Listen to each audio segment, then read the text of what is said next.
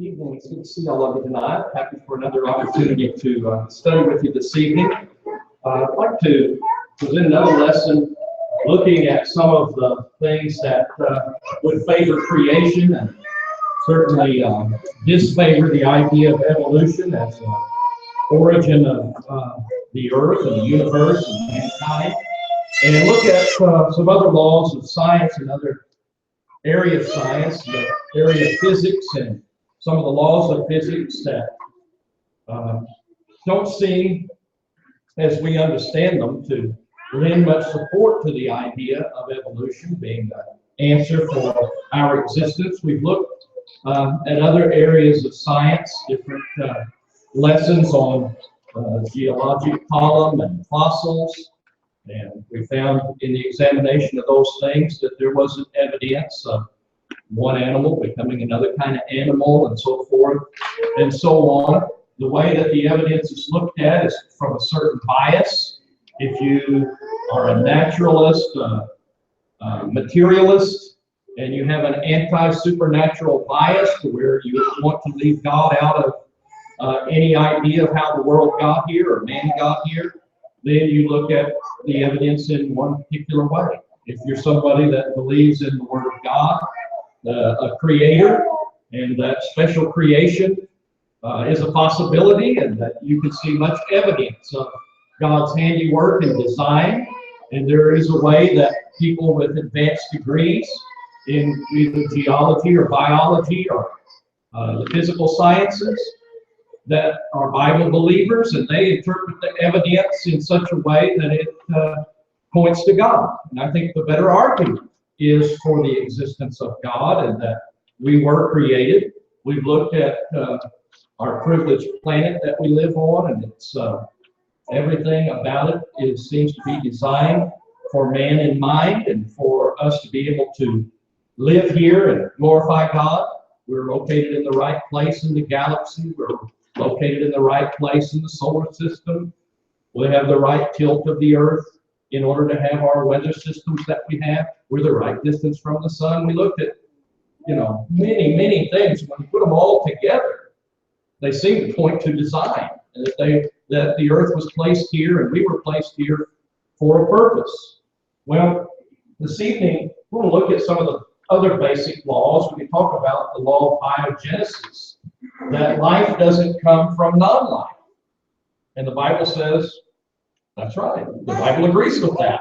God created things. Life didn't create itself, didn't come from matter. And the laws of thermodynamics seem to point in the same kind of direction. Laws of nature. Laws of nature, and all of these scientists, so many of them that started all the different fields of scientific research that we think about today and study, were Bible-believing people that founded all of these laws and discovered them through their research and experimentation, and were able to formulate the basic laws of nature. And they call them laws because they believe there's a lawgiver, right? And he made these laws. And it gives trouble to atheistic type scientists today. They really don't like the fact that you have the word law used. Here's an example. The most serious problem with this concept grows out of the fact that it uses a metaphor, the laws that govern or control nature.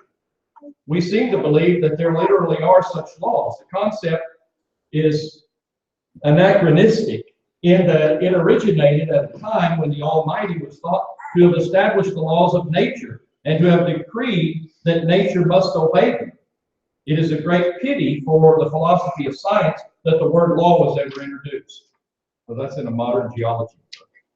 Well, they're there, aren't they? They're in the books. And those laws do exist. And they exist because they work, right? That's what we discovered. But they're regretting they ever called them laws. And it's sad because they don't want to acknowledge God. But there is a lawgiver that wrote these laws. The first law of thermodynamics, Albert Einstein said, classical thermodynamics only, physical theory is the only physical theory of universal content concerning which I am convinced that within the framework of applicability of its basic concepts, it will never be overthrown. So he says this is a basic law, and it's never going to be overthrown. We see that it applies everywhere. James Joule is the one that described this law. It says energy can neither be created nor destroyed, but it can be changed from one form into another. Another definition that's given, this law teaches conclusively that the universe did not create itself. That's what a creation scientist concludes from that law. If you can't create any energy, we can try all we want, you can't create it, then how did it get here? Right? It didn't come by natural means, according to the first law of thermodynamics. It must have been created from somebody outside the system, right? There's someone powerful enough that could create everything that we see around us. And we don't see that kind of power operating now. The present structure of the universe is one of conservation, not innovation, as required by the theory of evolution. So we don't see things coming into being, do we, out of nothing? It's not happening. It was spoken into existence by God, and he did his work for 6 days. And at the end of those 6 days, he rested. And we have this law of the conservation of energy. So the universe did not create itself, according to that first law. Nothing in our present knowledge of natural law can account for its origin. The present structure of the universe is one of conservation, not innovation. And the Bible provides how energy and matter came into existence. It gives us the answer from the author and builder of all things, God himself. How it was that we have matter and energy created. Man can only refashion what God has once created. God created the universe. We can't create energy. In Genesis 2, verses 1 through 3, thus the heavens and the earth were completed in all their hosts. And by the seventh day, God completed his work, which he had done, and he rested on the seventh day from all his work which he had done.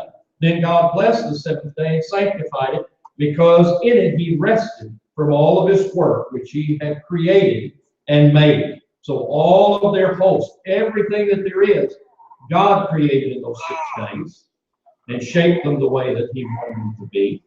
And then he ceased from his work. And that's in perfect harmony with what the first law of thermodynamics says as we observe the world around us. The creation is finished. There's no new creation going on today.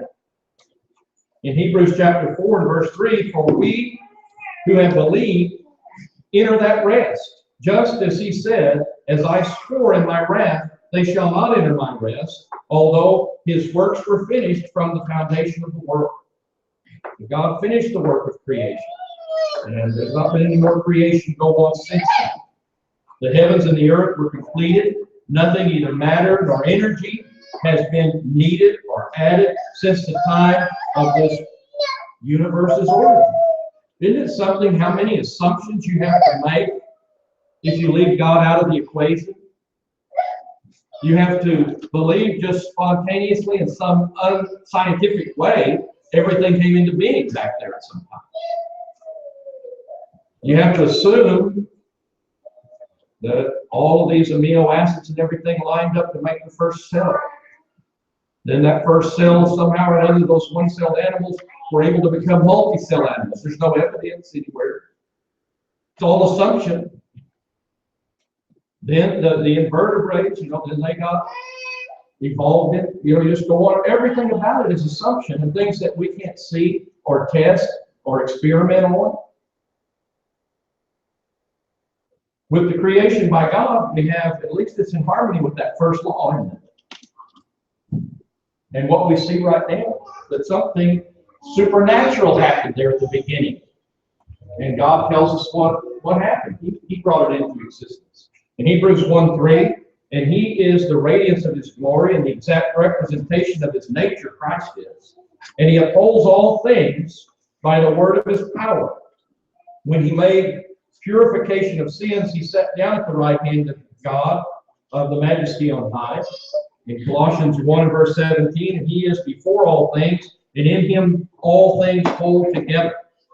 So our God maintains the universe as it is.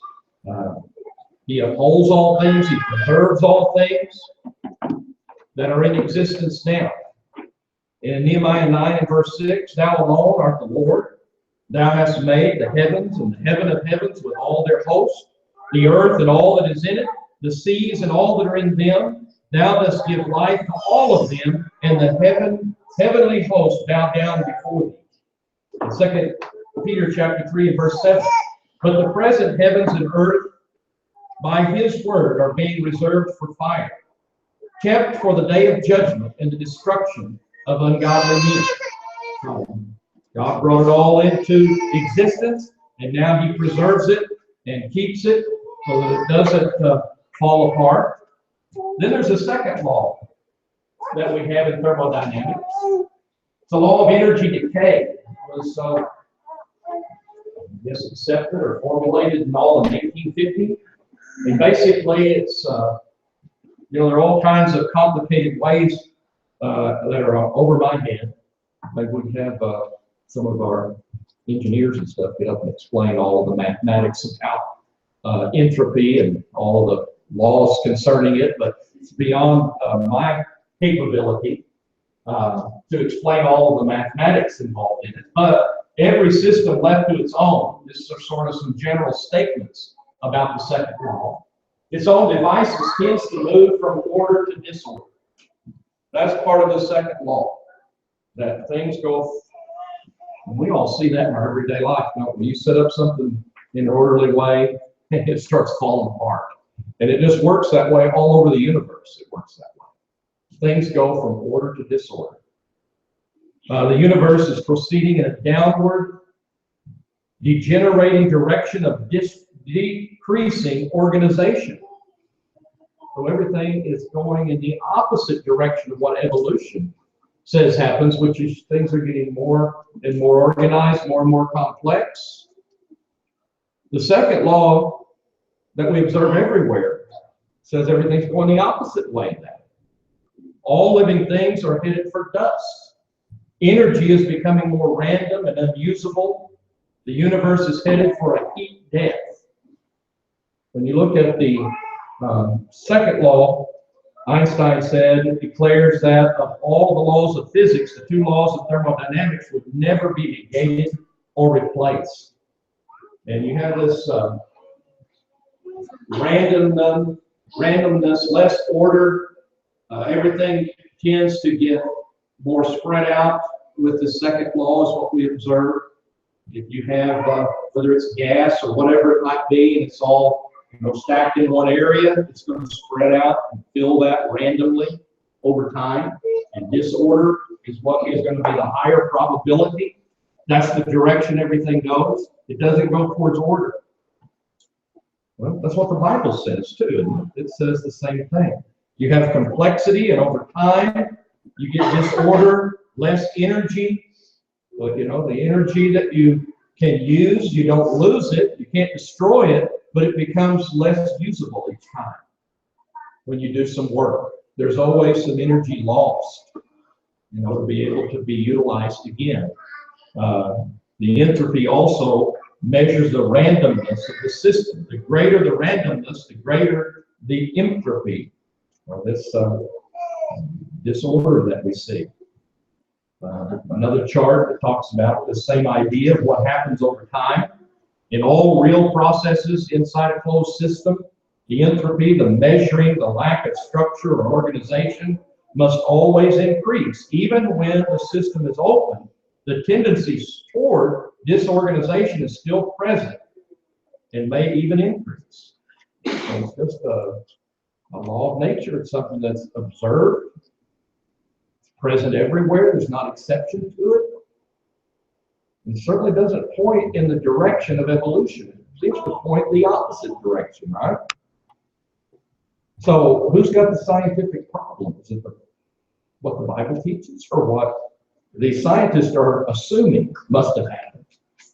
It seems to point in the direction of the Word of God. The second law, here's an illustration of energy before You do the work, and afterwards there's unusable energy afterwards. And each time work happens, you're losing some of that usable energy. That's part of the second law. Everything is winding down. Another illustration of it, you put two liquids together that have the same density and so on. They don't stay separate from one another, but they become random and they finally mix together, right, and fill that space. You take a house that's organized and built, a barn, and over time, wind and the sun and the elements will break that down and it'll become disorganized. It never goes the other way, does it? You don't ever have like an old building and over time it gets to be a really nice building. The second law of thermodynamics is always at work. It always flows one way. It doesn't flow the other way. You see a picture of a fish there that's got eyes. You can lose information and lose complexity. You put the fish in a cave for a long time and then they lose the ability to see. It doesn't go the other way. Right? You lose, but you don't gain. It doesn't go that direction with the second law. We see it applied in all kinds of different areas of our life, whether it's you copy things over and over, or you pass on computer copies of things. It always deteriorates, right? It never gets better. It's not like you copy it, it gets better and better and better. It never goes that direction. If you do nothing, what happens? Stuff falls apart. Things become dirty. Things become disorganized. You can have a house or a room and you can lock it and nobody even go in there. And what's going to happen? It'll get dusty and moldy and start falling apart. So you just do nothing and it's going to happen, right? You got to fight against it all the time, all through your life. Same way with Bible knowledge, right? You can have it today, but if you don't study your Bible, you'll start losing it. And eventually you won't believe like you do now. You have to keep working at it. So the world is set up, it's a law of God. From the beginning, there's been this deterioration that takes place. Then to Adam he said, because you have listened to the voice of your wife and have eaten of the tree about which I commanded you, saying, you shall not eat of it, cursed is the ground because of you. In toil you shall eat of it all the days of your life, both thorns and thistles it will grow for you, and you shall eat the plants of the field. By the sweat of your face you shall eat bread, until you return to the ground, because from it you were taken, for you are dust, and to dust you shall return. So everything is headed down towards decay. In Isaiah 51:6, lift up your eyes to the sky, then look to the earth beneath, for the sky will vanish like smoke, and the earth will wear out like a garment, and its inhabitants will die in like manner. But my salvation shall be forever, and my righteousness shall not wane. So everything is deteriorating and turning to dust, and is passing away. But God is our hope. We put our confidence in Him, His Word, have a relationship with Him. Through Jesus Christ, we have hope. But in this world, if that's all there is, we don't have any. In Hebrews 1 and verses 10 through 12, and thou, Lord, in the beginning didst lay the foundation of the earth, and the heavens are the work of thy hands, and they will perish. But thou remainest, and they all will become old as a garment, and as a mantle thou wilt roll them up. As a garment they will also be changed, but thou art the same, and thy years will not come to an end. The Bible testifies to the second law. Everything is wearing out. Even the heavens and the earth are going to wear out and be brought to an end. In Matthew 24 verse 35, heaven and earth will pass away, but my word shall not pass away. 1 John 2:17, the world is passing away, and also its lust, but the one who does the will of God abides forever. Again, evolution seems to require a violation of this law, the second law of thermodynamics. He said this law of physics would never be taken away, Einstein said. A British astronomer, Arthur Eddington, made this argument in the study of astronomy. He said, if your theory evolution he's talking about, is found to be against the second law of thermodynamics, I can give you no hope. There is nothing for it but to collapse in deepest humiliation. You're going to violate the second law in order for evolution to work. It's never going to work. And it doesn't work. Here's what you have with evolution over time. You start off with just particles, and then atoms, and then molecules, and then replicating molecules, and complex organisms, and people, and over time it gets more and more perfect over time. It gets more and more complex. But that's contrary to what the second law of thermodynamics says is going to happen. That law of entropy is considered as the prediction that would come from it, and what creationists would say, and we're in harmony with that law, is that we are in a world that has this law operating, and you go from perfect organization, decreasing organization over time. That's what you see in the universe. That's what's going on. And it's going to keep on going on. It doesn't go the other way.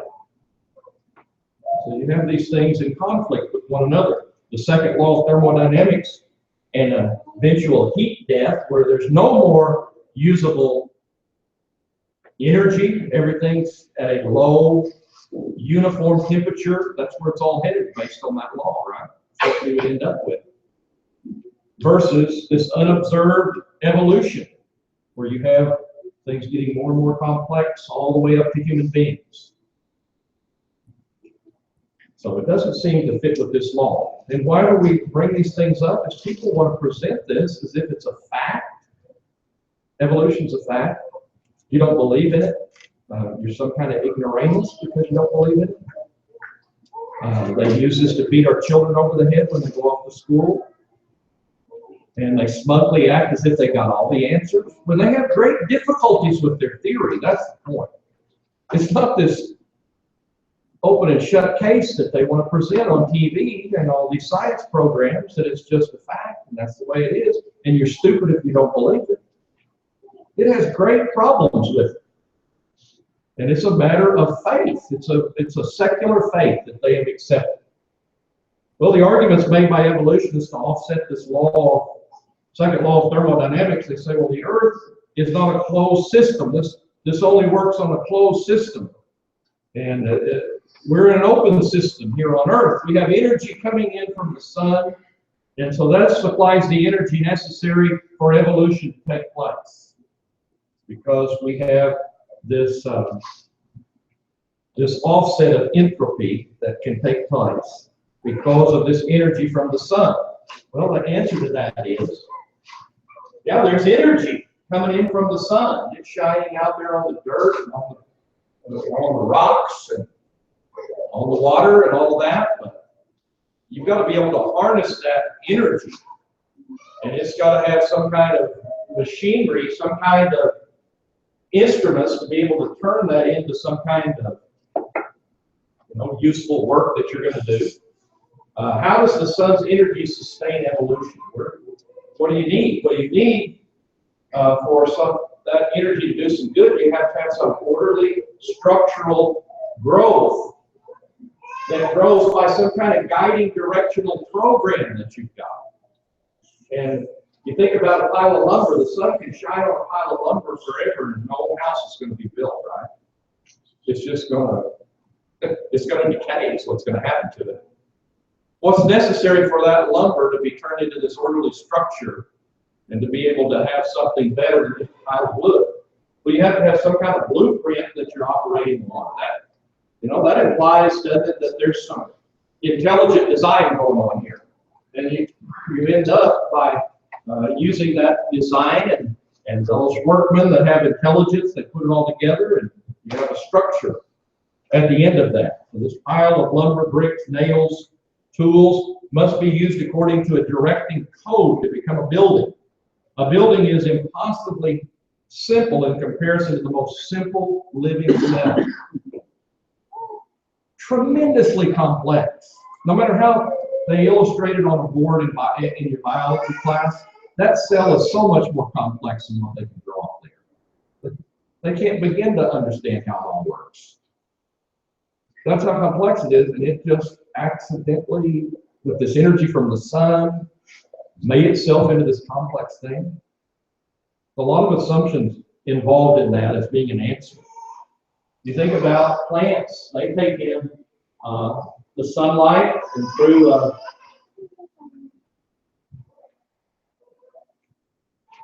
photosynthesis and program that's built into them by God through their DNA, they're able to take in that light, and mix it with water and carbon dioxide and oxygen, and they make complex molecules out of all of that, sugars and things. They're able to grow to a certain size, and then they die, right? That's what happens to them.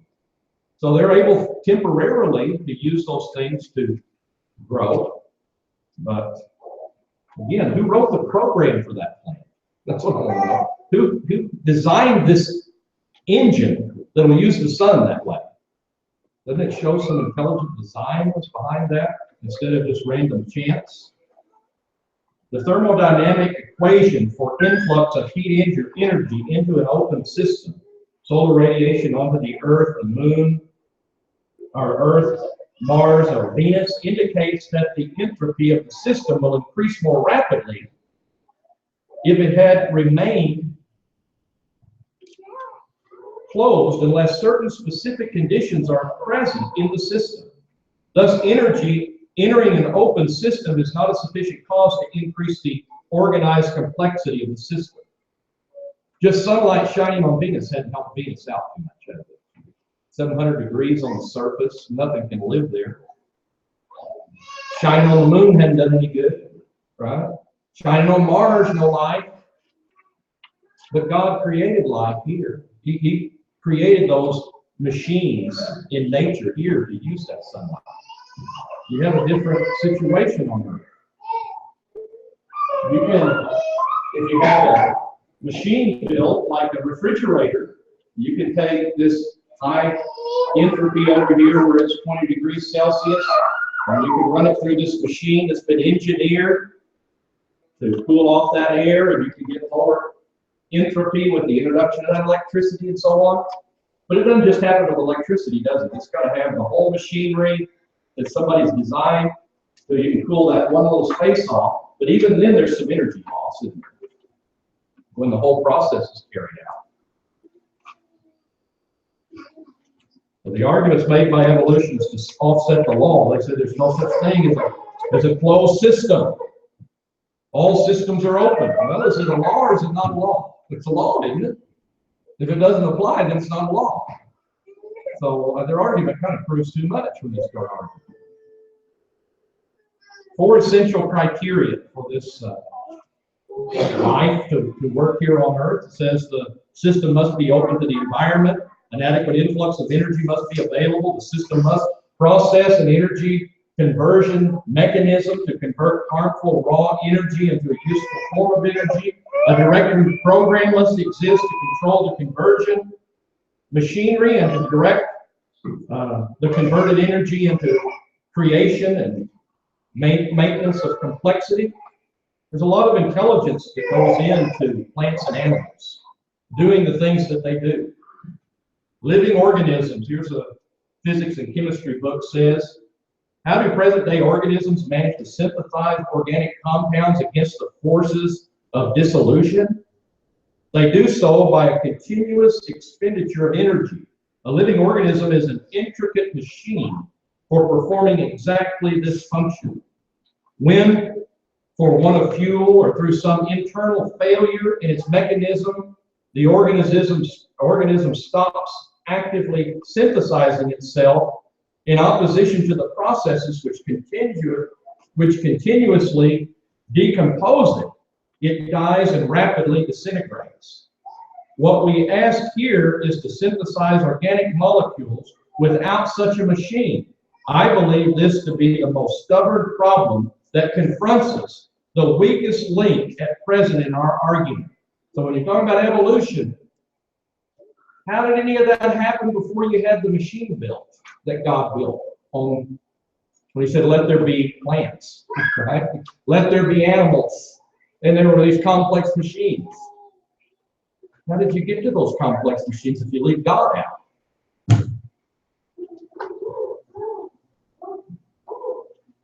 You got randomness. You have a machine, you introduce some energy into a machine, then you get some order. And randomness, you got a living cell with some energy that's introduced to it, and you can get some order. But where do you go at the beginning? Randomness to random. That's all you get, right? There's an intelligent designer involved in this that built the machines. Living things in the second law. Dr. Henry Morris said the growth process is really only an outworking of the marvelous structure of the germ cell, which has within itself the encoded information necessary to assimilate incoming chemicals and gradually build up itself a structure like that of the parent organism. It does not really constitute an increase of order, but rather an outward manifestation of the marvelous complexity of the genetic system and the environmental energy it is able to utilize. So really, you have all of the complexity in that first cell, right, that God made. That first germ cells, the whole program is written, and it starts making a person, right, or making a cow, or making whatever. The complexity was already there, and it just works out the program. The adult is the expression of pre-existing order in the genes. How could life begin without the pre-existence of order and the design of DNA? I've always thought, you watch that movie Jurassic Park, and they start talking about how they're going to build a dinosaur, and they show breaking down the DNA and how complicated it is. And they have all these supercomputers working on it to try to break it down so they can figure it all out. Who wrote that code? It's so complex. God wrote that code. A creator, all wise and all powerful, wrote that code. Without that code, there wouldn't be life. The degree of entropy that appears in a growing thing causes an increase in entropy in the external environment. All things fall victim to the law in death. So evolution, they've got their hopes for a universe that gets better and better, but the Bible and the laws of science show that this is impossible. Well, another part to this lesson I don't have time to go on with, and probably I need some further study on, it's just the mathematics and probability. That you get that very first cell. You get those first amino acids. How many random tries do you have to have? And the mathematicians tell us it is impossible to get all of that lined up straight. You take illustrations like taking 20 playing cards and get them to come out in the right order. I mean, it's astronomical how many tries you have to get 20. Just like, well, you just think about our little combination locks we use at school or whatever. You got to just get 3 numbers right to open that thing. And there's so many different combinations. I mean, how long would it take you to guess those 3? And then you think about a living creature, you got to get like 400 things right in just the right spot to get the very simplest form of life. How did that accidentally happen? How many tries would you have to have? So they're asking us to believe in a miracle, aren't they? That's what they're asking us to believe in, and yet they say there are no miracles. Well, we'll have to let it stand at that. I hope that if you want to learn more about this, of course, do some research. There's all kinds of videos that you can find on YouTube by creation scientists where they go into this in much more detail than I'm capable of doing. There are many websites that are dedicated to, the arguments for the Bible and its teaching. And there are many scientists that write articles that are on those things. Look up thermodynamics and creation. Just do a Google search. You can find all kinds of more in-depth material. But I hope this has at least whet your appetite and helps at least young people to think about these things before they accept them from some of their professors at school. This time we want to extend the Lord's invitation to those that are present this evening.